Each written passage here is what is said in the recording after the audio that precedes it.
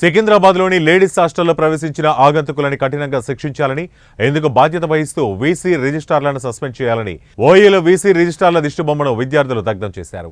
గతంలో ఎన్నిసార్లు అధికారుల దృష్టికి తీసుకువెళ్లినా స్పందించకపోవడంతో ఇలాంటి ఘటనలు మళ్లీ జరుగుతున్నాయని ఓయూలోని లేడీస్ హాస్టల్లో కూడా ఈ మధ్యకాలంలో ఒక ఆగంతకుడు అమ్మాయిల బాత్రూంలో చొరబడ్డాడు.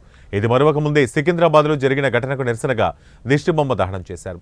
తక్షణమే ప్రభుత్వం స్పందించి ఇలాంటి ఘటనలు పునరావృతం కాకుండా చూడాలని ఓయూ విద్యార్థులు కోరారు.